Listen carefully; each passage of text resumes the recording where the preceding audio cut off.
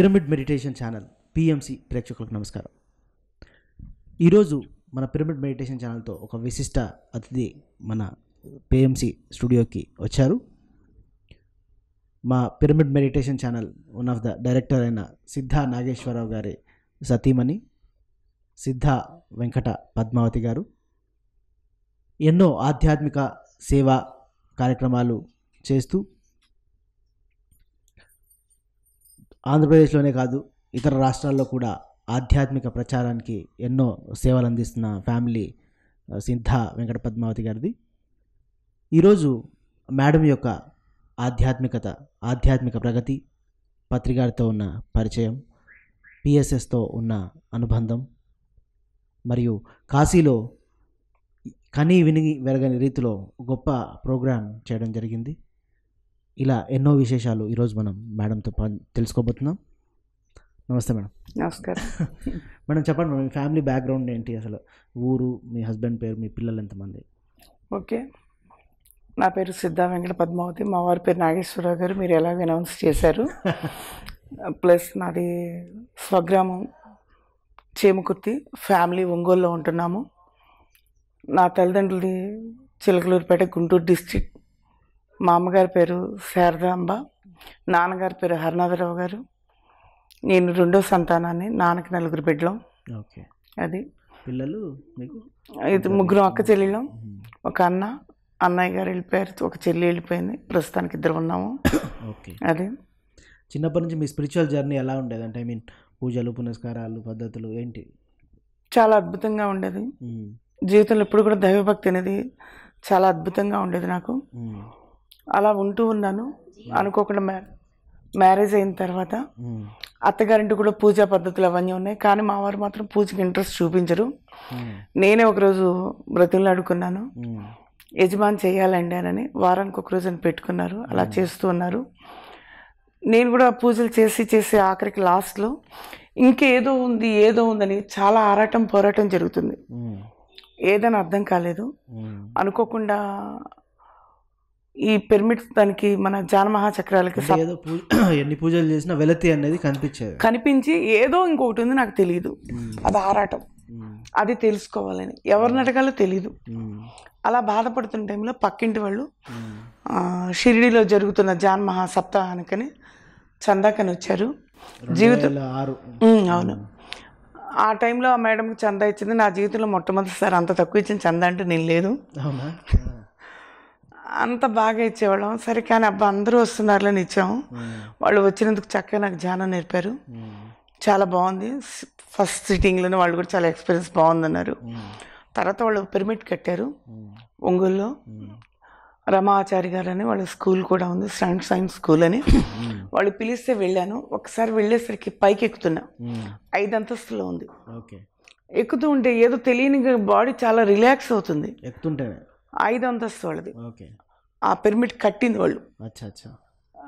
సహజంగా 5 అంతస్తులు ఎక్కే బాడీలు ఈ రోజులు ఎవడికి లేవు. ఎక్కుతుంటే ఏదో తెలియని ఒక అనుభూతి, ఆనందం వచ్చింది. దీంట్లో ఏదో ఉంది అని ఒక ఎరుకు వచ్చింది.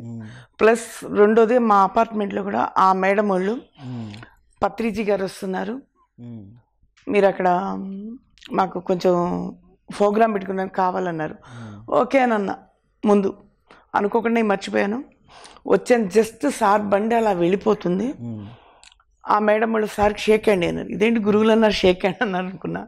కాలు మొక్కాలి కదా మనకి, అవన్నీ విన్న సొసైటీ అటువంటిది. దగ్గరికి వెళ్ళినాక సార్ మీ బ్లెస్సింగ్స్ కావాలి అని అన్నా. ఓకే, ఇచ్చానన్నారు చెయ్యి పట్టుకొని. ఇదేంటి చెయ్యి పట్టుకున్నాడు, తల మీద చేతులు పెట్టలేదనా బ్లెస్సింగ్స్ అంటే? అసలు అలా కదా, ఇచ్చానన్నారు ముందు.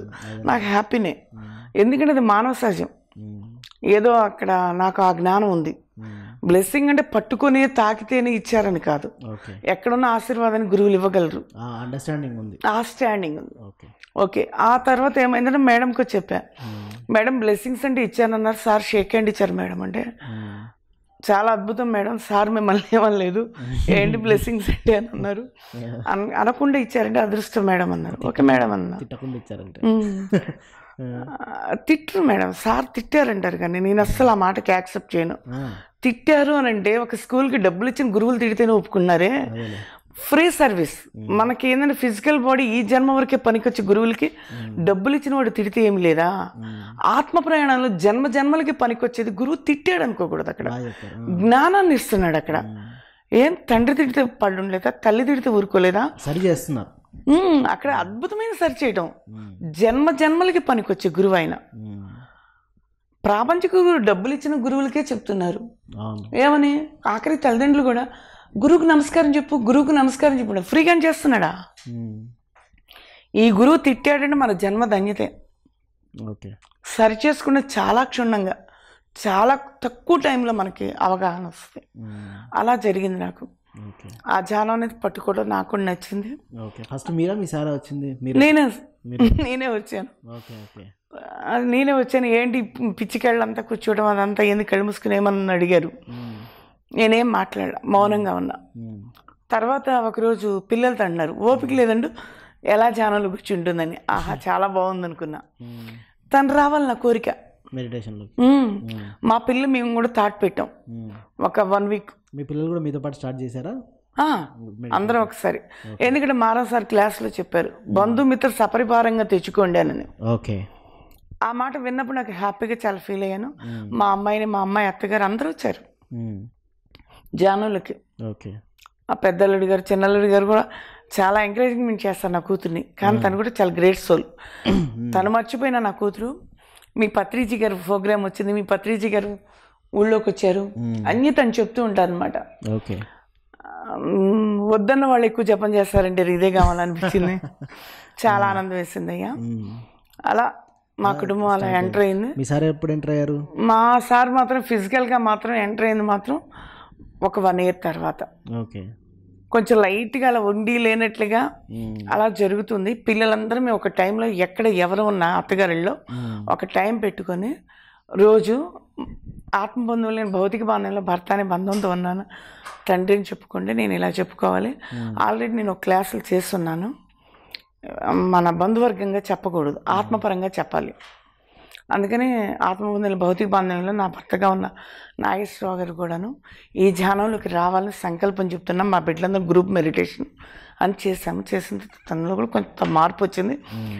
ధ్యానం చేస్తున్నారు, సర్వీస్ చేస్తారు, మనీ పరంగా కానీ ఏదైనా వస్తూ ఉన్నారు. ఒక 12 daysకే తనలో మార్పు వచ్చింది. ఎక్కువ రోజులు కూడా మేమేం కష్టపడింది ఏం లేదు. ఆల్రెడీ అక్కడ ఏంటంటే తను గొప్పగా గుర్తించింది ఎక్కడంటే, తను పూజలు చేయకపోయినా ఇది యాక్సెప్ట్ చేశారు, సర్వీస్ చేస్తున్నారు. తను గ్రేట్గా తను గత జన్మది ఏదో ఉందని నాకు అర్థమైంది. ఆ స్టెబిలిటీ ఉండగలగాలంటే అందరూ ఉండలేరు. మాది బిజినెస్ మ్యాన్, తను అంత బిజినెస్ చేస్తూ కూడా భయపడకుండా, చెందకుండా, ఇది చేయకపోతే ఏదో జరుగుద్ది అనేది లేకుండా బిహేవింగ్ చేస్తున్నారు. నాకు ఆనందం. తర్వాత ఆల్రెడీ వచ్చేసారు. కాశీలో జరిగిన ప్రోగ్రామ్ అందరికీ అర్థమైపోయింది. ధ్యానం తర్వాత జీవితం, ధ్యానం ముందు జీవితం పోల్చుకుంటే మీరేం డిఫరెన్స్ ఫీల్ అవుతున్నారు? అప్పుడు బలవంతంగా సమస్యను ఆపుతాం. ఓకే. ఇప్పుడు బలవంతం ఉండదు, సాక్షిగా ఉంటాం. అప్పుడు అనుకో అనకూడదు, ఎదురు తిరగకూడదు, చెప్పకూడదని మనకు మనం సమర్థించుకుంటాం, బాధ వేదనకు గురి చేస్తాం, లోపల పెట్టుకుంటాం. పెట్టుకోవడం కాదు, అది వేదన పడతాం. అట్లని మళ్ళీ ఎదిరించకూడదు కదా. ఆ సిద్ధాంతాలు వినున్నాం మనం. అది ఎలాగని బాధపడుతున్న టైంలో దీనివల్ల ఏంటి ఉపయోగం అంటే సాక్షితత్వాన్ని ఎరుకు వచ్చింది. ఓకే. అమ్మయ్య వీళ్ళంత ఫోకస్ మన మీద పెట్టారంటే ఎంత ప్రేమతత్వంతో ఉన్నారు. అరిచింది నేను గమనించలే. ఇప్పుడు ఆ ప్రేమ, దాని వెనకాలన్న ప్రేమను గమనించాను నేను, ఆ దృష్టిని గమనించా. అది మౌనం కూడా వాళ్ళకి ఇబ్బంది ఉంది, ఎదుటి వాళ్ళకి. తనంటారు ఏం మాట్లాడి నీకేం రాషన్ లేదా అంటారు. లేదు అనేదాన్ని. అంటే ఎరుకు వచ్చింది ధ్యానం తర్వాత, ఎరుకు వచ్చింది. అక్కడ ప్రేమను గమనించా. ఎప్పుడు కూడా ఎవరైనా తిట్టినప్పుడు మన రూపాన్ని చూస్తే ద్వేషం కలుగుతుంది, అక్కడ రూపాన్ని చూడకూడదు. ఆ మాటలో ఉన్న సమయస్ఫూర్తిని గమనించాలి. ఆ సమయస్ఫూర్తిని గమనించినప్పుడు ఆటోమేటిక్గా రూపాన్ని చూడకుండా ఆ మాట యొక్క విలువను గమనిస్తాం మనం. ఆ గమనించినప్పుడు మనం మౌనాన్ని అంగీకరిస్తాం. ఓకే. తర్వాత మాట్లాడతాం ఏదన్నా ఉన్నా కూడా, ఇది కాదు అదని వాళ్ళు అర్థం చేసుకుంటారు. ప్రతి వాడిలో ఎప్పుడు కూడా సమస్య ఎక్కడొస్తుందంటే అనంగన వెంటనే రూపాన్ని చూసి ద్వేషం కలుగుద్ది. ఈ ధ్యానం వల్ల ద్వేషం కలగదు మనకి. ఎరుకు వస్తుంది.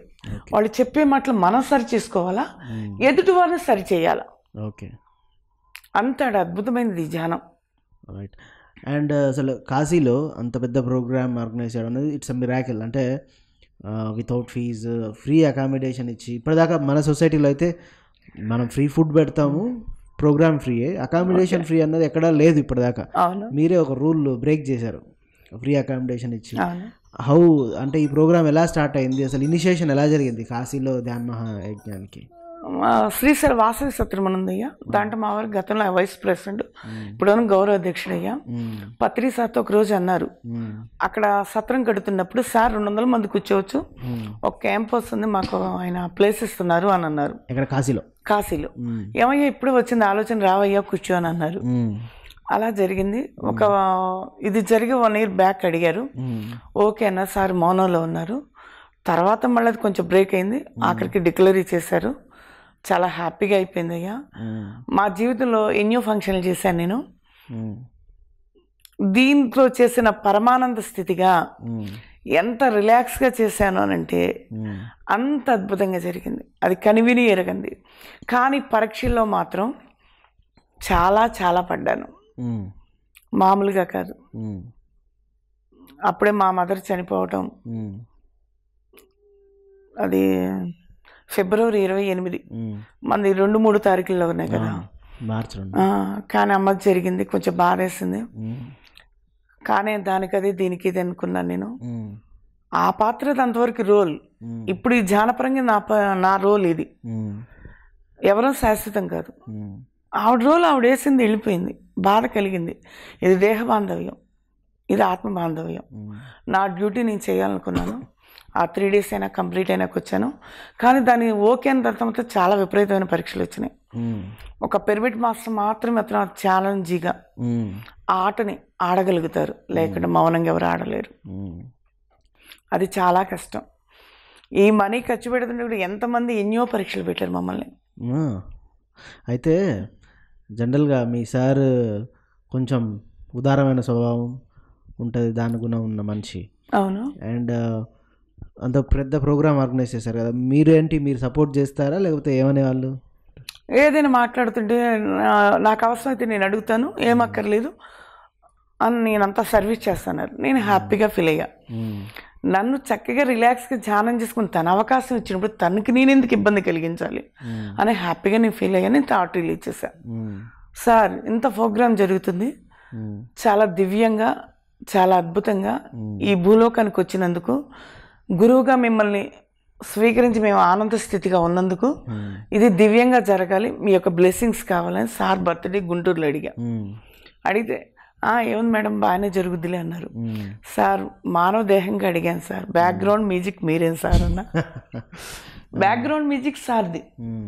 బర్త్డే రోజు చెప్పాను నేను, అది నవ్వారు సార్. పాత విశ్వనాథుడు ఎదురు చూశాడు, కొత్త విశ్వనాథుడు హ్యాపీగా మీరు చేస్తారు సార్, నాకు నమ్మకం సార్, ఏదో దేహ గుణాలతో అడిగాను సార్ అని చెప్పా. సార్ కూడా ఆనందంగా ఆమంతని అన్నారు. అందరూ ఒక 20 మంది దాకా ఉన్నాం అక్కడ. అందరూ ఇలా బొమ్మల్లాగా ఒక పిక్చర్ లాగా ఇలా ఆగిపోయారు. ఏంటి క్లాప్స్ కొట్టరు, నిర్ఘాంతరపోయి అలా చూడకూడదు అన్న. అప్పుడు అందరూ రిలీజ్ అయ్యి అప్పుడు క్లాప్స్ కొట్టారు అందరూ. అలా జరిగింది. మొత్తానికి ఎలా ఉంది కాశీ తర్వాత ఫీలింగ్ ప్రోగ్రామ్ లో ఉన్నప్పుడు? చాలా బాగుందయ్యా. సహనం, ఓర్పు అనేదానికి, సాక్షిగా ఉండేదానికి, ఇంకా ఎక్కువగా ఉండడానికి అవకాశాన్ని. సార్ బర్త్డే రోజుగా పాత విశ్వనాథుడు కాలేజ్ సార్, కొత్త విశ్వనాథుడు మీరు వచ్చారు, మీరు అవుతుంది సార్ అన్నప్పుడు చాలా హ్యాపీగా ఫీల్ అయ్యారు సార్ కూడాను. జనం కూడా నిర్ఘాంతరపోయారని చెప్తున్నా. ఆ చుట్టూ ఉన్న వాళ్ళు కూడా ఏంటి సార్ విశ్వనాథుడు యాక్సెప్ట్ చేశారు, క్లాప్స్ కొట్టాలి కదా మనం అని అన్న. అవును మేడం, ఇలా అందరూ కొట్టారు క్లాప్స్ అప్పుడు. అది చాలా బాగుందయ్యా. అది కాశీలేదు మాత్రం ఒక చిన్న వర్డ్ చాలా బాగా నచ్చింది నాకు. కొన్ని యుగాల నుంచి ఎదురు చూస్తున్నారు, ఇక్కడ జపశక్తి ఉంది, ధ్యాన శక్తి లేదు అని అన్నారు. అది విన్నప్పుడు మాత్రం నేను నిర్ఘాంతరపోయా. అసలు ఏ జన్మ పుణ్యఫలం అనుకోవాలి ఇది. ఈ భూమి మీద 1000 కోట్ల రూపాయలు ఉన్నవాళ్ళు ఎంతమందో ఉన్నారు, కానీ మాకు ఈ గురువు ద్వారా ఈ అదృష్టం వచ్చిందంటే అది సర్వసామాన్యమైన విషయం కాదు. డబ్బు ఎన్ని 1000 కోట్లు ఉన్నారు ఈ భూమి మీద ఇప్పుడు. పిరమిడ్ సొసైటీలో కూడా ఉన్నారు. ఉన్నా డబ్బులు పెట్టాలి చేయాలా అని అందరికి ఉండదు కదా. అదే చెప్తుండే, మాకు అందరు కూడా వచ్చినప్పుడు, ఇంటికి వచ్చినప్పుడు కొంతమంది మేము 100 రూపాయలు పెట్టము, మీరు ఇంత పెడుతున్నారు, ఎన్ని లక్షలు అవుతాయి అని అడుగుతున్నారు సార్ని. ఏముందమ్మా చేద్దాంలే అంటారు. లేదు, మాకు అవకాశం వచ్చింది, ఆధ్యాత్మికంగా గురువు ఇచ్చాడన్న. తర్వాత ఒక పాప వచ్చి వాకిట్లోకి వెళితే, నేను 100 రూపాయలు కూడా ఎవరికి పెట్టను, మీరు ఇంత ఎందుకు పెడుతున్నారు అన్నారు. నాకు మా సార్ పక్కనే ఉన్నారు. ఎక్కడ టెంప్ట్ అయిపోయి ఈ పరీక్షలో వెనకడుగేస్తారని భయం కొంచెం. నేను వెంటనే థాట్ ఇచ్చేసి ఏమని అమ్మాయితో, మీరు నేల చూపు చూస్తే తిండి తింటారు అంటే మాంసాహారి, మేము తీగ కాయకూరలు తింటున్నాం. తీగ ఇది ఉన్నవాడిలా లేనివాడిలా అనుకోతుంది, పాకుతూ ఉంటుంది ప్రేమతత్వంతో. ఆ కాయకూరలు తింటాం, మా గుణాలు ఇదమ్మా అని అప్పుడు చెప్పాను. బిడ్డ పెళ్లి చేస్తామమ్మా, డబ్బుండి చేసిన, అప్పు చేసి చేసిన, నవ్వుతూ అందరిని ఇన్వైట్ చేస్తాం, దుఃఖంగా చెయ్యం. అప్పు చేసామని ఏడుస్తూ చేయం, డబ్బు ఉన్నదని పోతుందని ఏడుస్తూ చెయ్యం. అంతే కదా, ఎవరు ఏడవరు, ఆ ఫ్యామిలీ అందరూ ఆనందంగా ఉంటారు. అలాగే ఇదొక బిడ్డ పెళ్లి ఎంత బాధ్యతగా చేస్తానో, ఎంత ప్రేమతత్వంతో చేస్తాను, అంత జ్ఞానతత్వంతో చేస్తున్నానమ్మా అన్న. సూపర్. తర్వాత ఇంకొక మేడం వాళ్ళకి ఫోన్ చేశారు, మేడం సార్ని ఇలా నమ్ముకొని చెంది ఇలా నష్టపోయిన వాళ్ళు ఉన్నారు, ఆ నష్టపోయిన వాళ్ళందరూ ఉన్నారు, మీరు అర్థం చేసుకుని ఖర్చు పెట్టండి మేడం అన్నారు. ఏంటి పిచ్చి పిచ్చి మాటలు మాట్లాడుతున్నారు వీళ్ళు, ఇంకా వీళ్ళకు జ్ఞానం కలగలేదనుకోవాలా, నాకు పరీక్ష అనుకోవాలని ఒక క్షణం కళ్ళు మూసుకుంటే, నాకు గురువు ఇంత పెడుతున్నారంటే సొసైటీ ఎలా అనుకుంటుందో అంతర్ముఖంగా నేను ఎలా నా గురువు పరీక్ష పెట్టాడని. మేడం పెడుతుంది యజమాని, కష్టపడుతుంది యజమాని, నేనెవరిని మేడం, ఈ అద్భుతమైన భర్త పక్క నేను ఉంటే నా అదృష్టం మేడం, ఈ నమ్మిన గురువు ఇచ్చిన ఆదరణే నాకు నమ్మకం మేడం అన్న. అది ఆ ఛానల్ అయిపోయింది. తర్వాత మా మదర్ చనిపోయిన తర్వాత నేను వెళ్ళిన తర్వాత మన పిరమిడ్ వాళ్ళే మీకు ఇంకో ఛాన్స్ పెట్టారు సార్ అన్నారు. పేరు అనవసరం అనేసరికి ఆమంతా నేను అన్నాను, మంచిదే కదా అయ్యా అన్న, మీరు వదిలిన సార్ వదలడు అన్నారు. ఈ అంతర్జాతకులు అని అన్నా. అజ్ఞానంతో మేము తప్పటడిగి వేసిన పట్టుకున్నాండి గురువు, ఎంత ఆనందం అయ్యా, పరమానందం అని అన్న. అక్కడ పరీక్ష మళ్ళీ నాకు, అక్కడ ప్రోగ్రామ్ అయిపోయి వచ్చినా కూడా మళ్ళీ పరీక్ష. మిమ్మల్ని వదలడు గురువు, మీ చేత ఖర్చు పెట్టేశారని. ఏమయ్యా మాకు రావాలే కానీ ఖర్చు పెట్టని మేము రెడీగా ఉన్నాము, ఎందుకంటే మా సార్ ఆల్రెడీ వాగ్దానం చేశారు సార్కి, నాకు ఛాన్స్ నేను పెట్టగలిగినవి ఉంటే ప్రతి 6 నెలలకు ఒక ప్రోగ్రామ్ పెడతాను సార్ అన్నారు. అందుకని నేను ఆనంద బ్రహ్మ కూడా తను సర్వీస్ చేశారు, తెలిసింది అందరికీ. అలా చేస్తున్నారు. కానీ ఇక్కడ మాత్రం ఎన్ని దుఃఖం వచ్చినా, ఎన్ని చెందినా, ఇదంతా కూడా ఒక పిక్చర్లో ఒక హీరో హీరోయిన్ నటిస్తున్నారు ఫ్యామిలీ బ్యాక్గ్రౌండ్ లాగా. ఇది కూడా అంతనే జీవితంలో నేను ఎంచుకున్న బాట ఇది. పిరమిడ్ ఫ్యామిలీతో అనుబంధం ఎలా ఉంది? చాలా అద్భుతంగా ఉంటుంది అయ్యా. ఎక్కడ కూడా ఏంటంటే ఫిజికల్గా ఏంటంటే ఏదో ఆశించి ఏదో మాట్లాడాలనుకుంటారు. ఇక్కడ పిరమిడ్లో మనకి అందరూ ఆత్మబంధువులే, అక్కడ వాళ్ళు కూడా ఆత్మబంధువులు స్వీకరిస్తాం. కానీ ఒక్కొక్కసారి వాళ్ళ గుణాలు కొంచెం మనకి ఇబ్బంది కలిగిస్తాయి. కలిగించిన వాడి స్థితి అది. ఇక్కడ మనందరం సర్వీస్ చేయడానికి వచ్చాం. అలానే ప్రేమతత్వం చిన్న ఎల్కేజీ స్టూడెంట్ ఉంటాడు, వాడు ఎలా మాట్లాడినా, వాడు ఎలా డ్రెస్ మెయింటెనెన్స్ చేసినా, వాడు ఏం మాట్లాడినా ముద్దుగా చూస్తామండి. ఇక్కడ మనం కూడా బాధ కలుగుతుంది, ఆ బాధని ముద్దుగా వాళ్ళని స్వీకరించాలి. వాళ్ళ బాడీని చూడకూడదు, వాళ్ళ ఏజ్ని చూడకూడదు. ఆ బాధను పక్కన పడేసి ప్రేమతత్వంతో వాళ్ళని ఇన్వాల్వ్మెంట్ కావాలని థాట్ రిలీజ్ చేయాలి. నా సంకల్పం కూడా అదే, అత్తింటి వాళ్ళని పుట్టింటి వాళ్ళని. మా అత్తగారి చేమకుత్తయ్య, మా వారి అన్నదమ్ములు 8 మంది, నేను 7వ కోడలు. అలా పెద్ద ఫ్యామిలీ, చాలా పెద్ద ఫ్యామిలీ. సార్ కూడా కాశీలో కూడా వీళ్ళందరినీ మీ అత్తగారు ఎందుకు అన్నదని అన్నారు. ఆ వరటికి మనం ఏం చెప్పాలి? ఒక సెకండ్ ఆలోచించకుండా నేను ఒకటే అనేసా, ఆవిడ కనాలకుంది కంది సార్ అన్న. కానీ ఒక సెకండ్లో మళ్ళీ అనిపించింది ఏదో పరమార్థం ఉంది, ఆ ఫ్యామిలీకి నేను ఏదో మాట్లాడాల్సిన విషయం ఉందని. ఇప్పటి వరకు వాళ్ళు ప్రాపంచికంగా దైవారాధనకి చాలా డబ్బు ఖర్చు పెట్టారు సార్. ఈ క్షణాన్ని నుంచి ఆత్మజ్ఞానులుగా ఈ కుటుంబం అనేది అద్భుతంగా విరాజిల్లాలి అని కోరుకున్నాను సార్. మా అత్తగారి కన్నదందుకు వీళ్ళందరూ ఇక్కడికి రావాలి సార్ అన్న. ఆ ధనాన్ని కూడా వాళ్ళు ఆత్మజ్ఞానులకే పంచాలి. ఇక నుంచి అది గతం తప్పని కాదు, ఆ పంచిందని ఫలితం ఇప్పుడు ఇది వచ్చింది. ఆత్మ ప్రయాణం అప్పుడు దేహబంధంగా పెట్టారు, ఏదో ఫలితాలను ఆశించి. ఇక్కడ ఫలితాన్ని ఆశించుకుంటే ఏం వస్తుందో వాళ్ళకి ఎరుక రావాలని కోరుకున్నాను నేను. అది అంతే కదా. అంతే. ఫైనల్ పత్రికలో మీకు బాగా నచ్చిన అంశం ఏంటమ్మా? ఆలోచన చేస్తూ ఉంటారు, చెవు పని చేయించుతాడు, మెదడు పని చేయించుతాడు, నోరు పని చేస్తుంది సార్ది, 7 శరీరాలు పని చేయించుతాడని అర్థమైంది. మన స్థాయిలో మనం కూడా అలా చెయ్యగలగాలి అనే థాట్ ఉంటే కొన్ని బాడీలను మనం వర్క్ చేస్తాయి. నాకు అనుభవం ఉంది, నా బాడీలు కూడా నేను విడుదల చేయటం జరిగింది. ఆనంద బ్రహ్మ జరిగేటప్పుడు సార్తో కూడా ఒక మాటని మాట్లాడాను. కపాల మోక్షానికి మ్యూజిక్స్ ఉంటాయా సార్ అని అడిగాను. సార్ నవ్వురుకున్నారు. నా ఇంట్లో నేనే ఉన్నాను. ఆ యొక్క ఆనంద బ్రహ్మకి జరుగుతున్నప్పుడు అక్కడ వర్షం పడుతుంటే ఆ టైంలో నేను వెళ్ళలేక నా ఇంట్లో నేను కూర్చొని ఆ గ్రూప్ మెడిటేషన్లో ఉన్నాను, సంకల్పం చేశాను. మాస్టర్స్ నాకు వినిపించారు. ఏమని? కపాల మోక్షానికి కూడా వస్తుంది ఈ రోజున ఈ ఆనంద బ్రహ్మోత్సవంలో అని అన్నారు. ఆ మ్యూజిక్ వస్తుంది అన్నారు. ఆహా, ఇవి కూడా ఉన్నాయా అని చాలా ఆనందం వేసింది. మీ సార్ పిఎంసిలో వన్ ఆఫ్ ద డైరెక్టర్గా ఉన్నందుకు ఎలా అనిపిస్తుంది? హ్యాపీ కదయ్యా. నిస్వార్థమైన వాటికి సేవ చేయటం అంటే, స్వార్థంతో ఉండే సేవకైతే మళ్ళా కర్మబంధాలు ఇరుక్కుంటాం. కర్మచక్రం నుంచి విడుదల పడేది కదా ఇది. అంతకన్నా ఆనందమే ఉందయ్యా. ఇంకా పూర్తిగా రావాలని, పూర్తిగా రావాలి. 100% దీంట్లో ఉండి సొసైటీలో అలా ఉన్నట్టుగా అందరితో స్నేహంగా ఉండాలి. వాళ్ళందరినీ కూడా ఇక్కడ ఇన్వాల్వ్మెంట్ చేయాలి. ధనాన్ని ఎలా ఖర్చు పెట్టాలి, యోగులకు పెడితే ఏంటి, ఆనాటి వేషధారణది, ఈనాడు వేషధారణ లేదు. యోగులు వీళ్ళందరూ ఇలా చెయ్యాలి, ఇలా చెందాలి. ఆ మహనీయుడు అంత అద్భుతమైన చిన్న పదాల్లో ఉన్నవి అని ప్రతి ఒక్కరూ పట్టుకోవాలని కోరిక. మీ మెసేజ్ ఏంటి ధ్యానులకి? మనసా వాచా కర్మణ త్రికరణ శుద్ధిగా గురువుని నమ్మితే, ఆ నమ్మినప్పుడు ఆయనకిచ్చే మన గురు దక్షిణ ఏమిటి అని అంటే ధ్యానము, ధ్యాన ప్రచారం. మనం ఇక్కడ ఇంకొకటి కూడా అద్భుతమైనది ఉంటుంది. ధ్యాన ప్రచారం చేస్తే తండ్రి రుణం తీరుతుందంట. ఒక 40 రోజుల పాటు ఒక దీక్ష అనేది మనం చేస్తే తల్లిని దేవతను చేసిన వాళ్ళం అవుతా ఉంటాం. మొన్న మా బావగారు చనిపోతే నందా వచ్చిన ఇచ్చాడు క్లాస్. ఆ క్లాస్లో విన్నాం మేము. చాలా ఆనందం వేసింది. మా నాన్నగారు కూడానయ్యా ఐసీలో ఉన్నారు హైదరాబాద్లో. సార్ వచ్చి పిలిచారు, నీ డ్యూటీ అయిపోయింది రానని. నాన్నగారండి వెళ్ళి దండం పెట్టండి అంటున్నా. నేను హాస్టల్కి వెళ్ళి పెట్టారు ఆయన. ఓకే, చాలా ఆనందం వేసింది. విశ్వగురు వచ్చి నా తండ్రిని పిలిచాడంటే సర్వసామాన్యమైన విషయం కాదు. ఆహా, అంత గొప్ప సోలా మా నాన్నగారు అనుకున్నాను.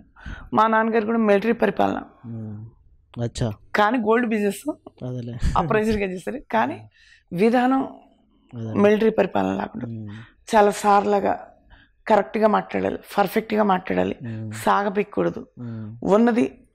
ఉన్నదిట్టు నిజం చెప్పాలి. ఏదో అనుకున్నాను మెలికలుగా చెప్తే తనకి నాన్నగారికి నచ్చదు.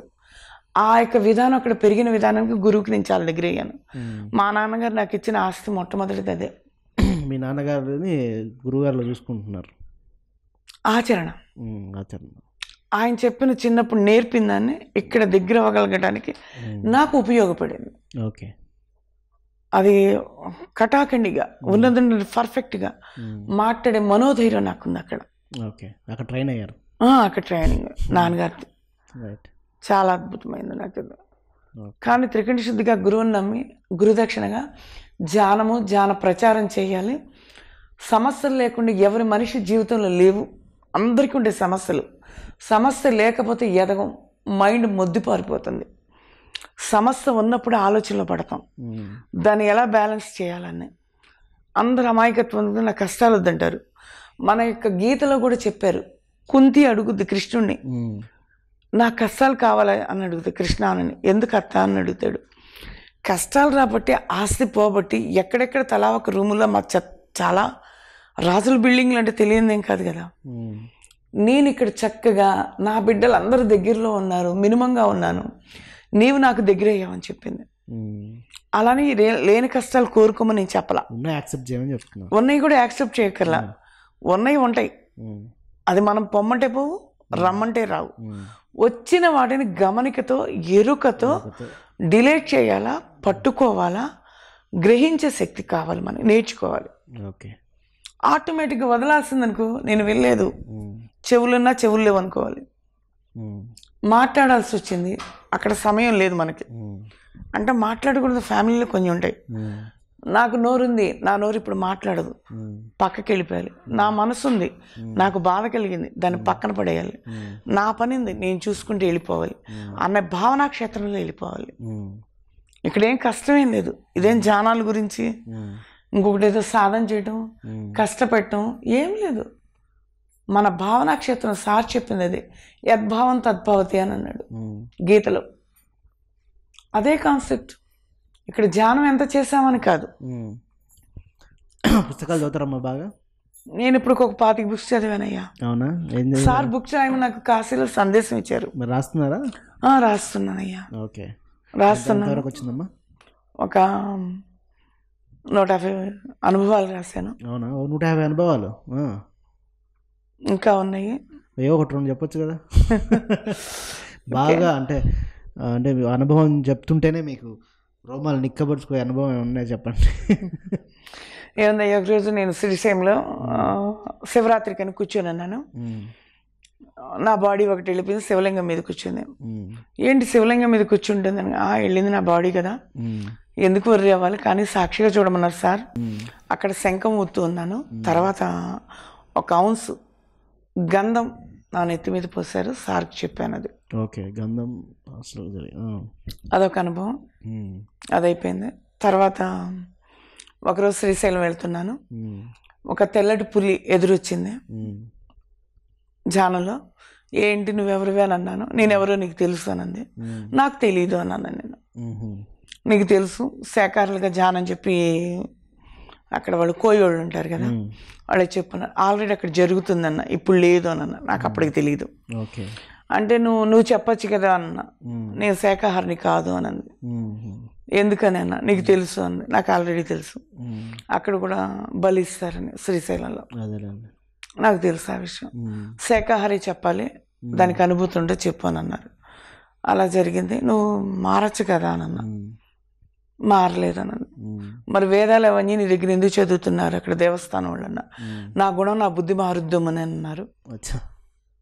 తను కట్టేశారని చెప్పింది. నాకు ఆ విషయం తెలుసు, అది వేరేదనుకో.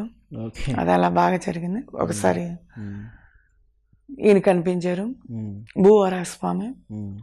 నమస్కారం చెప్పి ఆ మాస్టర్కి అన్ని చుట్టూన ఆ గ్లోబ్ లాగా ఉండదు, భూమి ఉంటుంది కదా, 4 పక్కల పైన పిరమిడ్స్ పెట్టేసా, గోల్డ్ పిరమిడ్స్. అక్కడ నేను ఉన్నట్టుగా, నా ఫ్యామిలీ ఉన్నట్టుగా అంతా ఫీలింగ్ చెందేదాన్ని. సార్తో పట్టుకొచ్చి సార్ మిడిల్లో ఉన్నాడు, చుట్టూ మా ఫ్యామిలీస్ ఉన్నట్టుగా. అలా అయిపోయింది కొంతకాలం. అలా జరిగింది అయింది. అలా జరిగిందో సార్కి చెప్పాను, ఇలా సంగతి సార్ అని. 2 సార్లు తర్వాత సార్ 3వసారి సైలెంట్గా ఉన్నారు. ఎప్పుడు సార్ సమాధానం చెప్పరు. నాకు డౌట్ వచ్చింది. అక్కడ మెసేజ్ తీసుకోవాలని నాకు అర్థమైంది. 4వసారి కనిపిస్తే, భూవరాహ స్వామి నమస్కారం మాస్టర్, ఈ భూమి మీద ఉన్న వాటికి మీరు ఏమైనా సందేశం ఇస్తారా ఈ ఆత్మజ్ఞానులకి అని అన్న. నా గురువు పత్రిజీ అని అంటేనే ఆయన మౌనంగా సాక్షిగా ఉన్నారు. అలా జరిగింది, జరుగుతుంది, అద్భుతంగా బాగుంది అని అన్నారు. ఆ గోల్డ్ పిరమిడ్లు పెట్టడం అలా అంతా జరిగిపోయింది. తర్వాత ఇంకొకసారి ఏమన్నా నా లోపల నుంచి, నా నుదుటి మించే ఒక శ్రీచక్రం అనేది బయటికి వెళ్ళిపోయింది. 1 సెకండ్ అనిపించింది, నాలో ఉన్న ఎనర్జీ వెళ్ళిపోతే నాకు ఇబ్బంది కదా అని. మానవ సహజం కదా అది. పోతే పోయింది, ఏమైంది లోకల్యాణానికి ఉపయోగపడాలి, నువ్వు వెళ్తున్నా ఆ ఎనర్జీకని గైడ్ చేసి పంపించేసా. నాలో అంత బుద్ధమైన శక్తి ఉందన్నప్పుడు నాకు ఆనందించాలి, కానీ అది లోకల్యాణానికి ఉపయోగపడాలి అని అలా థాట్ రిలీజ్ చేశా. గతంలో ఆధ్యాత్మికత అంటే కొంచెం ఇంత లెవెల్ అవగాహన లేదు. అంటే గత లాస్ట్ 10 yearsగా గమనిస్తే కనుక పెరిగిపోతున్నాయి. అంటే not only pyramids society, Isha కానివ్వండి, లివింగ్ కానివ్వండి, రకరకాల స్పిరిచువల్ ఆర్గనైజేషన్స్ గ్రో అవుతున్నాయి ఇండియాలో. దాదాపు ఒక 30 స్పిరిచువల్ ఛానల్స్ వచ్చాయి. ఒకప్పుడు స్పిరిచువల్ ఛానల్స్ ఉండేవి కాదు. భవిష్యత్తులో ఆధ్యాత్మికత ఎలా ఉంటుందని మీరు అనుకుంటున్నారు? అన్ని సంస్థలు ఈ పిరమిడ్ దాంట్లోకి వస్తాయి. 10 సంవత్సరాల క్రితమే మా ఒంగోలులో అందరం గ్రూప్లో ఉన్నప్పుడు చెప్పుకున్నాం. అంటే ఎందుకని అలా? అంటే ఇది అన్నిటికన్నా సులువైన మార్గం. ఇక్కడ ధనంతో ఖర్చు లేదు. ఏ మంత్రాలు లేవు, ఏ తంత్రాలు లేవు, ఏ యంత్రాలు లేవు. ఇవన్నీ పోటీ పడకుండా అద్భుతమైంది. ఇంకోటి రెండోది అండపిండ బ్రహ్మాండంలో మొత్తం నీ లోపల ఉన్నాయని చెప్తున్నారు సార్. అంతకుముందు గతంలో అయితే మనం యాక్సెప్ట్ చేయం. ఇక్కడ గురువు చెప్పిన ఆ యొక్క మాట యొక్క సువాణిగా ఉంటుంది. ప్లస్ రెండోది మనం ధ్యాన శక్తి వల్ల ఆత్మశక్తితో యాక్సెప్ట్ చేస్తున్నాం, ఆటోమేటిక్గా జరుగుద్ది. ఫ్యూచర్ అంతా పిరమిడ్ స్పిరిచువల్ సొసైటీకి డెఫినెట్గా అన్ని సంస్థలు దీంట్లోకి ఇన్వాల్వ్మెంట్ అవుతాయి, దాంట్లో సందేహం లేదు. నా తరపుగా నాకు 100% నమ్మకం. మీరేం చేద్దాం అనుకుంటున్నారు భవిష్యత్తులో? ధ్యాన ప్రచారం నేను చేస్తున్నాను, నేను చేస్తూనే ఉన్నాను. వాట్సాప్లో కానీ ఎవరన్నా ఫోన్ల ద్వారా కానీ స్పీకర్ ఆన్ చేయించి గ్రూప్స్గా కానీ ఎనీ టైం నేను ఎప్పుడు ఖాళీగా ఉండను. పొయ్యి మీద వంట చేస్తూ కూడా స్పీకర్ ఆన్ చేస్తే నేను ఫోన్ల ద్వారా కూడా చేస్తాను. నా చెవు ఖాళీగా ఉంచను, నా మెదడుని ఖాళీగా ఉంచను, నా నోటిని ఖాళీగా ఉంచను, నేను నా చెయ్యిని ఖాళీగా ఉంచను. వంట చేయాలి కదా ఇంట్లో, నాకేం వంట మనుషులు ఏం లేరు, మనం చేసుకుంటేనే బాగుంటుంది. నేను కాదలేదు, కానీ ఇలా చేశాను అనుకుంటే ఏదో ఎవరో చేస్తుంటే అనుకుంటారని చెప్పి అంతవరకే. కానీ ఇలా చెయ్యాలి, 4 బాడీలన్నీ 4 బాడీలు వర్క్ చేయించాలి. ఒకరికి నచ్చిందా లేదని చూడను నేను. ఒకరికి నేను జీవితంలో తీసుకున్న ధ్యానంలోకి వచ్చిన నిర్ణయం ఒకటే, ఎవరికి నచ్చాలని ప్రయత్నం చేస్తామంటే ఎన్ని జన్మలు ఎత్తినా ఎవరిని నచ్చబెట్టాను. మనలా మనం ఉంటూ వెళ్ళిపోవడం అంతే. మనం చేసే సత్యం సృష్టికి నచ్చాలి, స్కూల్లో చేరినందుకు గురువు దగ్గర నచ్చాలి, అది నా చేయం. ఎవరికి నచ్చేదానికోసం నేను ఎప్పుడు రాజీ పడను. పైకి ఓకే అంట, అంతవరకే. నా థాట్ నాకే, ఎందుకంటే వాళ్ళకి ఆనందపరచాలి, ఆ బాడీకి ఆ మెంటాలిటీస్కి వాళ్ళకి. ధన్యుడు సుమతి అని అన్నాడు. ఎందుకంటే ఇక్కడ మనకి అద్భుతమైంది, ఇక్కడ దివ్యమైంది, ఇది ఆషామాషిది కాదు. మరి ఇంత దివ్యమైంది కాబట్టి కదా ఒకసారి నాకు సుదర్శనుడు కనిపించాడు. నమస్కారం మాస్టర్ అన్న, మీరు ఎక్కడున్నారు? నన్ను భూమి మీదకి పంపిస్తున్నప్పుడు భూమి మీదకి వచ్చినాక మధ్యలో ఆపేశారు. అటు నేను పైకి పోలే కిందకి పోలేదు అన్నారు. మరి ఏం చేస్తున్నారు సార్ అన్న. పిలిస్తే రావాలనుకున్నా అన్నారు. నేను పిలుస్తాను వస్తారా అన్న. వస్తానన్నారు. నా గురువు పత్రిజీ, ఈ భూమి మీదకి వచ్చి మీరు శాంతి కళ్యాణానికి చెయ్యడానికి సహాయ సహకారాలు మీరు ఇవ్వదలుచుకుంటే రండి ఈ భూమి మీదకి అని అడిగా. ఓకే అన్నారు, వచ్చారు. ఆయన అది నరసింహస్వామి ఎనర్జీ అని నాకు అర్థమైపోయింది. చాలా అద్భుతంగా జరిగింది అయ్యా. నా అనుభవాలు ఇవే, కానీ మనం మినిమంగా చెప్పుకోవాలి కాబట్టి మినిమంగా చెప్పాను. ఆ ఎనర్జీ వచ్చిన తర్వాత ఇక్కడ అన్నీ జరిగింది, చాలా జరుగుతున్నాయి, ఏదనుకున్నా జరుగుతుంది. కానీ అద్భుతంగా ఇంకొకటి చిన్న మాట అయ్యా, మన కుటుంబానికి అని అడిగితే మాత్రం ఎవరికి జీవితంలో చచ్చినా జరగవు. ధ్యానంలో కూడా పక్కల కోసం అంటే జరుగుతాయంటారు, వేరే వాళ్ళ కోసం అంటే మేనిఫెస్ట్ అయితే అంటారు. మన ఫ్యామిలీకి అనుకుంటే మాత్రం జరగవు. లోక కళ్యాణానికి నువ్వు అనుకున్నావు అంటే ఆటోమేటిక్గా నీ ఫ్యామిలీ విషయం సృష్టి తీసుకుంటుంది. ఒక సినిమా ఉంటుంది, కలేజా అని ఒక సినిమా ఉంటుంది, మహేష్ బాబు. వాడి కోసం 10 రూపాయలు అడుగుతాడు, అది ఇవ్వడు. ఎవడో ఆకలేస్తుంటుంది, రోడ్ పైన చూస్తాడు, మహేష్ బాబు అడుగుతాడు వాడి డబ్బులు, వాడు 100 రూపాయలు ఇస్తాడు. అంతే. మన కోసం మనకంటే కూడా పక్కల కోసం మేనిఫెస్టేషన్ తొందరగా అవుతుంది. అనుభవం ఉంది, నాకు అనుభవం ఉంది. ఎప్పుడైతే లోక కళ్యాణాన్ని కూర్చుండడం చేయటం ఈ సర్వీస్. పుట్టపర్తి సాయిబాబా ఉన్నారు, ఆయన 1000 కోట్లు పెట్టి వాటర్ సప్లై చేయించారు. పుట్టపర్తి సాయిబాబా 1000 కోట్లతో వాటర్ చేయించారు. ఇండియాలో వాటర్కి ఎవ్వరు చేయనంత చేశారు, స్కూల్స్, హాస్పిటల్స్. ఆయన కోసం పక్కల కోసం అడిగితే నేచర్ ఇస్తుంది. కానీ నేను కూడా సైడ్ వెయిట్కి అక్కడ వెళ్ళానయ్యా. నిజానికి ఎవరు గురువులుగా డబ్బులు గురువులుగా ఉన్నారు, ఎవరు లేదు, కొంచెం బెటర్ ఏనే అనుకున్నా. అనుకున్న టెక్ను పత్రిజీ గారు నాకు దిగారు. అది ఎవరిని కూడా గురువులను కూడా నేను యాక్సెప్ట్ చేయాలి. నిజానికి సార్ను కూడా నా కృష్ణుడే చెప్పాడు, ఆయన నేను వేరు కదా, ఆయన అడుగు జాడల్లో నడవమని. నాకు నేను మీరు గురువే కాబట్టి ఇంకెవరు గురువుగా యాక్సెప్ట్ చేయలేదు అనమాట. బాగుంది. ప్రతిసారి అదే చెప్తారు, ఎవ్రీబడి ఈజ్ మాస్టర్ అని. అందరూ గురువు. నేను కూడా యాక్సెప్ట్ చేయలేదు, నిజం చెప్పాలి. కృష్ణుడు అంటే చాలా ప్రాణం నాకు. ఆయన చెప్పాడు, ఆయన చెప్పింది చేయని, నీవే ఆయనే. ఆయన చెప్పింది నచ్చింది, ఫాలోయింగ్. కృష్ణ నీకు ఆయన ఒకటి లెక్క చేయనన్నా. అట్లా 2 times జరిగింది. 3rd time మురళి తీసుకుని కొట్టి, ఆయన నేను వేరు కాదు, ఆయన అడుగుజాడలు అన్నాడు, నీ జన్మ ధన్యతమైంది అని అన్నప్పుడు, దీంట్లో చాలా మర్మం ఉంది, సూక్ష్మ జ్ఞానం ఉందని అప్పుడు అర్థం చేసుకుని యాక్సెప్ట్ చేశాను. ఓకే. కానీ ఇక్కడ చాలా అద్భుతం నాకు జీవితంలో 1 year బ్యాక్ వరకు కూడా సార్ ఎప్పుడు కనిపించినా సార్ మురళి వాయించితే కృష్ణుడు ధ్యానం చేస్తాడు, కృష్ణుడు ధ్యానం చేస్తే సార్ మురళి వాయించుతాడు, సార్ ధ్యానం చేస్తాడు కృష్ణుడు మురళి వాయించుతాడు. అలా ఇద్దరు అలా కనిపించేవాళ్ళు. అలా హ్యాపీగా ఇద్దరు అనుకున్నా. ఒక 1 year బ్యాక్ ఎందుకు నాకు డౌట్ వచ్చింది అంటే నాలో ఇంకా ఆ గుణం ఉంది, పూర్తిగా నేను అంగీకరించలేదేమో అని డౌట్ వచ్చి వెంటనే సార్ మీరుగా నాకు కనిపించండి, కృష్ణ రూపం నాకు అవసరం లేదు సార్ అన్న.